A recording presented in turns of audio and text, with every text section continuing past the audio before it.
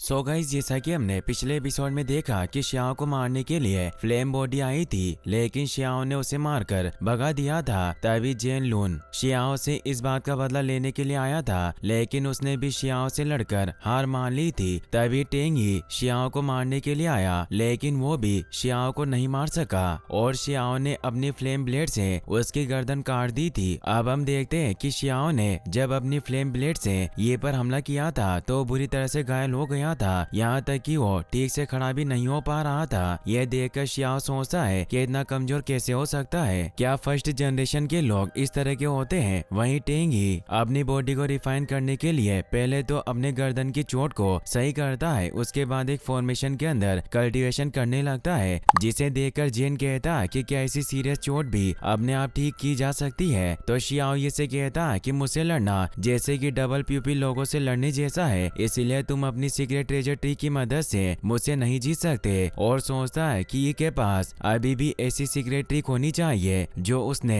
अभी तक यूज नहीं की, लेकिन उसने अपनी स्पीड पहले की तरह कर ली है। अब मैं अपर रियल्म की ट्रू कॉम्बैट पावर को देख सकता हूँ। तभी अपनी आंखें खोलता है और अपनी एक और ट्रेजर ट्री को एक्टिवेट करता है, जो कि immortal chop golden fire treasure seal की सेकंड ट्रू मीनिंग थी, जो दिखने में एक बोतल की तरह थी। वो अपनी इस ट्रिक को एक्टिवेट करके श्याओ पर हमला करता है, लेकिन श्याओ अपने फॉर्मेशन को एक्टिवेट करके ये के हमले को रोक लेता है और ये की ट्रिक को रिवर्स करके उसी पर हमला करता है, जिसे देखकर जेन श्याओ से कहता है कि बस कुनपेंग की रियल ट्रिक को पूरी तरह समझकर अपनी प्राइमल केओस एनर्जी को रिलीज कर सकता है। श्याओ अपनी पावर से ये के हमले को रोक देता है, जिसे देखकर वहाँ बैठे लड़के बातें करते हैं कि मैंने सुना है कि इन्हें एक बार मेरिट संत माउंटेन को हिला दिया था और जब से वो पैदा हुए हैं आज तक कभी नहीं आ रहे। यहाँ तक कि उन्होंने कभी ऐसी लड़ाई भी नहीं लड़ी जिसमें दोनों पक्षों का रिजल्ट इक्वल हो, लेकिन इस लोअर रियल्म के बीस्ट ने अपर रियल्म को पूरी तरह से हिला दिया। वहीं श्याओ सोचता है कि को सब लोग फर्स्ट जनरेशन का बताते हैं, मैं उसकी मदद से अपर रियल्म की पावर का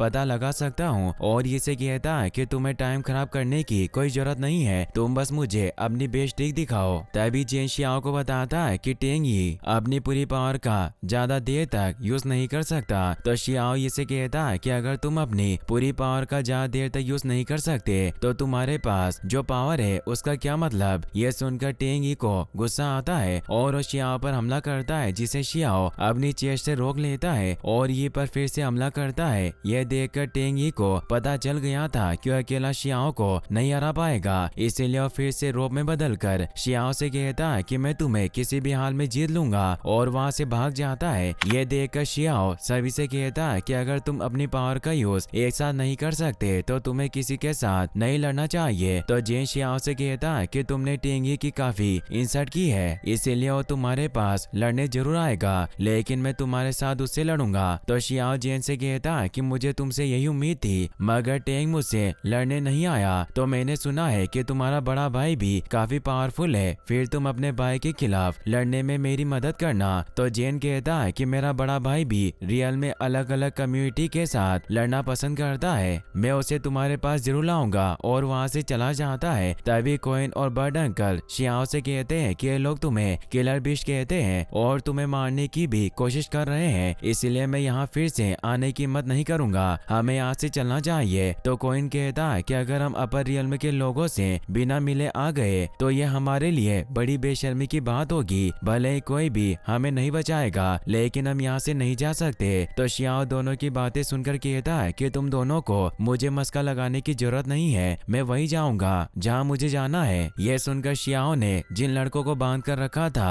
वो कहते हैं कि क्या तुम रियल में गोल्डन गेट में जाने की कोशिश कर रहे हो। यह सुनकर श्याओ जोर से चिल्लाता है कि तुम में से और कोई है जो मुझसे लड़ने की हिम्मत रखता है। तभी बाहर खड़े लड़के आपस में बातें करते हैं कि इस लोअर रियल्म के बीस्ट को कोई रोक नहीं सकता, हमें अंदर जाने का जोखिम नहीं लेना चाहिए। वही श्याओ गोल्डन गेट के पास आकर कहता है कि अभी भी कोई वर्शिपर मास्टर या यंग ग्रेट मास्टर मुझसे लड़ना चाहते हैं तो बाहर आओ, मैं तुम्हारा इंतजार कर रहा हूँ और अगर कोई अंदर नहीं आया तो मैं बाहर आ जाऊंगा। यह सुनकर बाहर खड़े सभी लड़के वहाँ से भागकर छिप जाते हैं। उसके बाद श्याओ गोल्डन गेट के अंदर चला जाता है और सोचता है कि क्या इस रियल्म में बाकी रियल्म से ज्यादा पावर है, क्योंकि रियल्म दिखने में काफी अच्छा है। इससे पता चलता है कि वॉइड गॉड रियल्म के कंपेयर में कल्टीवेशन करने के लिए काफी स्ट्रॉन्ग है। तभी स्टोन के पीछे छिपे लड़के बातें करते हैं कि 1000 ईयर के बाद एक और बीस्ट आया है जिसे कोई नहीं हरा सकता और मैंने सुना है कि एक खून पीने में माहिर है। तभी श्याओ उन दोनों लड़कों के पास चला जाता है और उनसे कहता है कि तुम क्या बोल रहे थे, उसे साफ साफ कहो। मगर वो दोनों लड़के डर की वजह से वहाँ से भाग जाते हैं। तो श्याओ भी उड़कर उन दोनों लड़कों का पीछा करता है, उन्हें रोक लेता है। तो उनमें से एक लड़का कहता है कि मैं तुम्हें वार्निंग दे रहा हूँ, यहाँ कई सारे मास्टर आने वाले हैं, तुम हमें जाने दो। ये सुनकर श्याओ उन लड़कों से कहता है कि भले यहाँ कितने भी मास्टर आ जाए, लेकिन उससे पहले मैं तुम लोगों को मार दूंगा। तभी उनमें से एक लड़का कहता है कि हम तुम्हारे हाथों से मार खाने की वजह से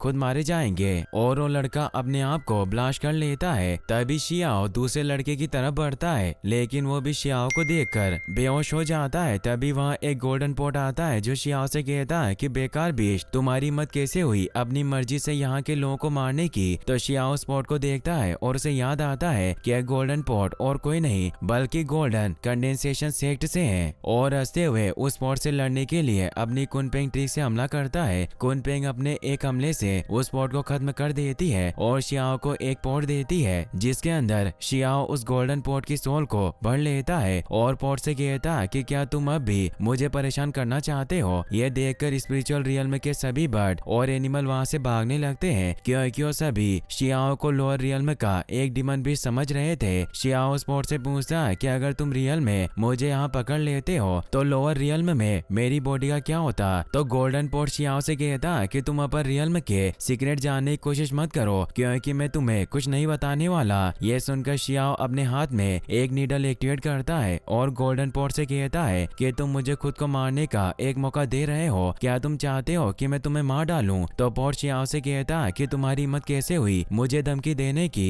तो श्याओ उस पॉट से कहता है कि अगर तुम मुझे जवाब नहीं देना चाहते हो तो मैं तुम्हें हमेशा के लिए मार दूंगा और उसे मारने लगता है। तभी पॉट कहता है कि तुम्हारे यहाँ आने के बाद से हमें अभी तक तुम्हारी फिजिकल बॉडी नहीं मिली। अगर मैं तुम्हें सही तरीके से बताऊं तो स्पिरिचुअल रियल्म वो वर्ल्ड है जिससे स्पिरिट ने बनाया और वो पॉट भी सुसाइड कर लेता है। तो श्याओ कहता है कि मैं तुम्हें यहाँ से जाने देता हूँ, तुमने आत्महत्या क्यों की। फिर श्याओ वहाँ से आगे बढ़ने लगता है और सोचता है कि ऐसा लगता है कि यह जगह बस अपर रियल्म के लोगों को समझने में मदद कर सकती है क्योंकि यह अपर और लोअर रियल्म को जोड़ने वाला है, ओरिजिनल चैनल नहीं है। तभी श्याओ को कुछ फील होता है और वो कुनपेंग बर्ड में खुद को बदलकर वहाँ से उड़ने लगता है। वहीं दूसरी तरफ वेंग वू दो लोगों के साथ उड़ रही थी जो श्याओ से लड़ना चाहते थे। दूसरी तरफ श्याओ उड़ते हुए फिर से अपनी रियल बॉडी में आता है और उसे पता चलता है कि उससे बर्ड और कोइन अंकल ने झूठ बोला क्योंकि स्पिरिचुअल रियल्म बस स्पिरिट के साथ रिलेट है, इसीलिए ओरिजिनल बॉडी ऊपर नहीं आ सकती। और वो सोचता है कि अगर मैं अपनी रियल बॉडी में वापस नहीं गया तो वो मर जाएगी। तो बर्ड श्याओ से कहता है कि तुमने हमें ये नहीं कहा था कि तुम अपने साथ रियल बॉडी को भी ले जाना चाहते हो। तो कोइन अंकल कहते हैं कि बर्ड सही बोल रहा है और वैसे भी ये जगह रियल में अपर रियल के साथ जुड़ी हुई है। तो श्याओ कहता है कि तुम दोनों चुप रहो, तुमने हमेशा मुझे अधूरी बात बताई है, हमें इस जगह को फिर से रिकल्टिवेट करनी चाहिए। ये सुनकर बर्ड कोइन से कहता है कि यह लड़का हम पर फिर से भरोसा कर रहा है, इसीलिए हमें इसका इंतजार ब्रोंज गेट पर करना चाहिए। और दोनों वहाँ से चले जाते हैं। तो श्याओ कहता है कि भले तुम दुनिया के आखिरी कोने में चले जाओ, मैं तुम्हें ढूंढ ही लूंगा। और सोचता है कि दोनों बेवकूफ ऐसी ट्रिक को भी इस्तेमाल कर सकते हैं जिसे कोई और नहीं कर सकता।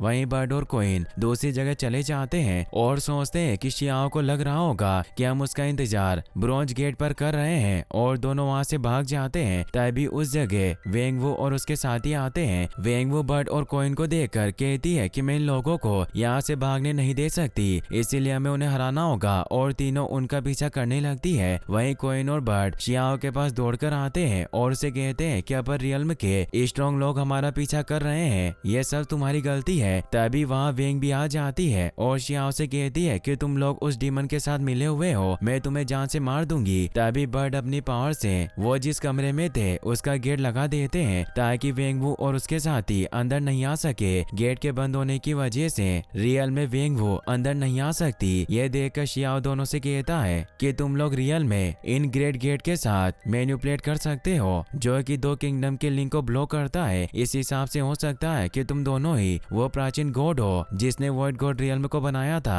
तो बर्ड कहते हैं कि मुझे इस बारे में कुछ याद नहीं है, तो कोइन कहता है कि मेरी रियल बॉडी पहले से ही अपर रियल में है। तो शियाओ कहता है कि अगर ऐसी बात है तो क्या तुम्हारी रियल बॉडी बहुत पहले ही मर चुकी है, क्योंकि तुम लोगों के पास कोई मॉर्टल बॉडी नहीं है। तो बर्ड शियाओ से कहता है कि तुम टाइगर जैसे क्यों बिहेव कर रहे हो। तो शियाओ से कहता है कि तुम बात मत बदलो, पहले मुझे अपने बारे में बताओ कि तुम कौन हो। तो कोइन कहता है कि तुम्हारे लिए जानना जरूरी नहीं है कि हम कौन है, तुम्हारे लिए हमारे गिफ्ट ज्यादा इम्पोर्टेंट है। और कोइन अपनी पावर से शियाओ को एक ब्रॉन्ज बुक का टुकड़ा देता है, जिसे देखकर शियाओ अपने पास से उस बुक के कुछ और टुकड़े निकालता है, जिन्हें गिनकर बर्ड कहते हैं कि तुम्हारे पास पहले से ही ब्रॉन्ज बॉक्स के 9 टुकड़े हैं। तो शियाओ बताता है कि इनमें कुछ मेरे और शी के हैं। मैंने जब उसे हराया था तब मेरे पास 8 टुकड़े थे, लेकिन आज के इस ब्रॉन्ज बुक के टुकड़े को ऐड करें तो मेरे पास 9 टुकड़े हैं। तो कोइन कहते हैं कि तुम्हारे पास ऐसे 10 टुकड़े होने चाहिए थे। जब तुम स्पीड रियल में गए तब तुम्हें थोड़ा और अंदर जाना चाहिए था।